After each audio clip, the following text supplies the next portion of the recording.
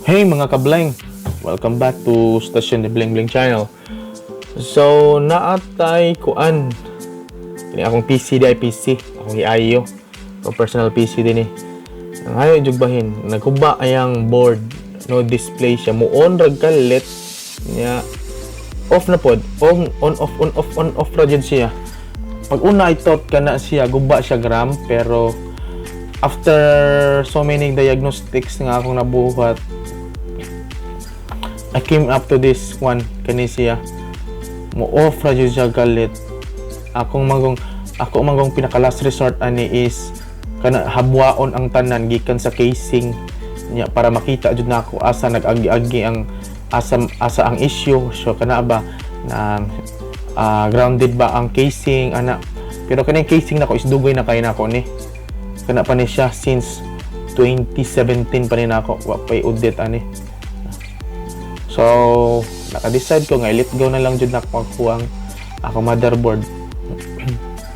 Nagtogi ko pag una ani nga RAM ang issue ani kay no display man siya pag una, no display siya pag una niya pag human kuan di ito nang di na jud mo andar akong i-off di na jud ato kasi ito i-let ko. So ni order ko sa akong supplier og kani kana ako nag-change kana ako ng specs. Before is kana to kanang i5 11th gen, karon is kana na switch ko into Ryzen kay kulang sa budget ang kwarta kung mag Intel ko. So ni switch ko into Ryzen 5 medyo minus nag presyo. Ryzen 5 4600G. So no need din siya nga mag video card kay imong timalan nga mag video card siya if ang iyang series is walay G. Kining Aqua is na may G man 4600G, so meaning nanay video card ang imong processor. So mo ni ako ang motherboard MSI B550M Pro PDH Wi-Fi. Kana siya na siya Wi-Fi adapter na makadetect, pwede siya mag Wi-Fi, pwede siya mag LAN. Nya na nasa Bluetooth sad mo ni ang motherboard. So akong gilisan ini is ang processor og ang motherboard kay gailis kog system. Magamit naman ako ang mga RAM, akong other mga peripherals kay compatible naman siya. Ang dili ano yung compatible kung mag-upgrade ka ani is ay imuhang imong processor og ang motherboard. Mao jud ang magkuyog processor og motherboard. So magamit pa akong RAM DDR4 to, sayang sa gayud kung akong ilisan kay 32GB ra ba to kong RAM. 4 pieces to. So mao ni akong asimbolo ni siya. Ako sang testingan, ako sa sang ighabwa na ako sang ipang-connect ang mga necessary nga i-connect, which is kuan para mo andar siya, which is power supply, RAM, monitor, mouse, ana para mo check kung fully function ba siya. Wala ba kay na may factory defaults usahay. So mao ni ang motherboard niya, nindot cool kay motherboard oy. Nya upat siya ka slot. Mailhan jud imong high-end ang motherboard if upat ka slot imong RAM. If dili gani upat ka slot kana na siya low level nga motherboard or mid level. Usually ang high-end nga motherboard is 4 RAMs. So 4 RAM slot, RAM slot, 4 ka RAM slot. Okay, para maka-upgrade ka niya. So kita na to atong processor sa ato ang motherboard niya. Di na to kalimtan ang ato ang thermal paste kay usaw ni ang atong Colgate. Usaw ni sa mahatag og pabugnaw ning atong kuan, atong processor if wala na syakoy ta.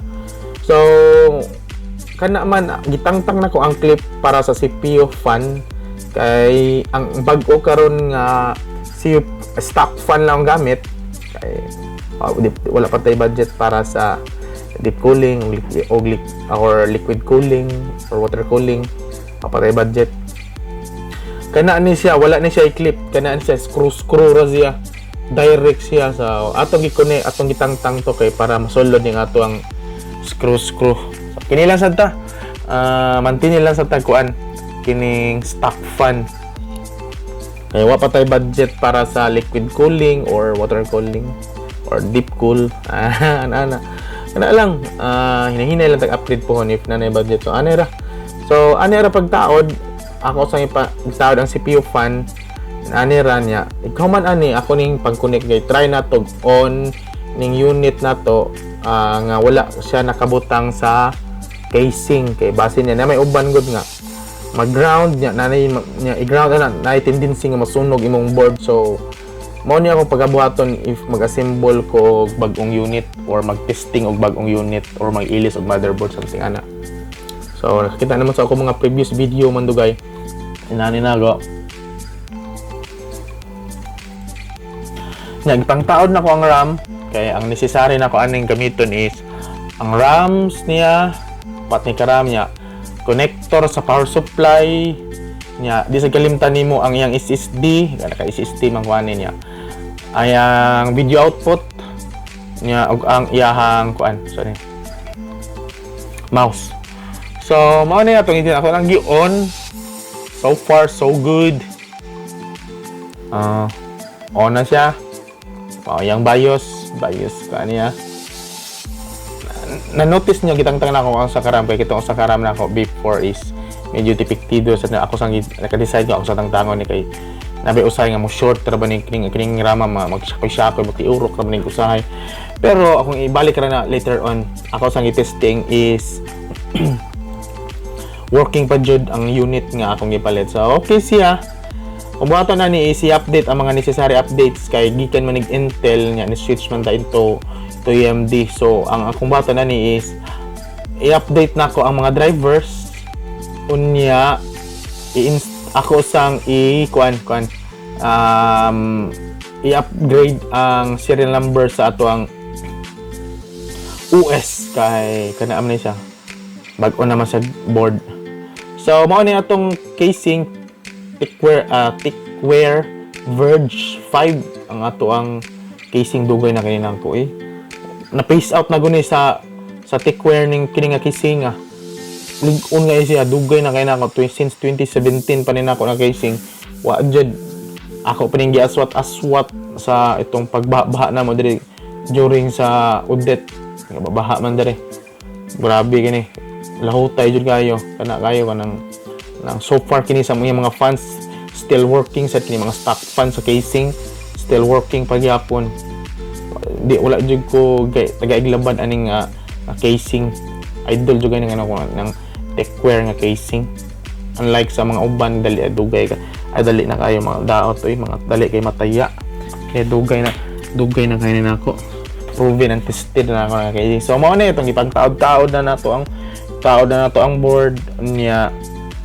pambalik na to ang mga RAMs, connect na to ang i-connect ang iyahang SSD, nasa rin ako yung storage devices kitong mga hard disk nako niya kining mga power buttons o USB o reset button sa casing ato sang gipagtaod respectively niya USB 3.0 unya ang mga audio niya di na to kalimtan og taod-taod sa board simple niya itaod sa nato ang mga wires gikan sa atong power supply.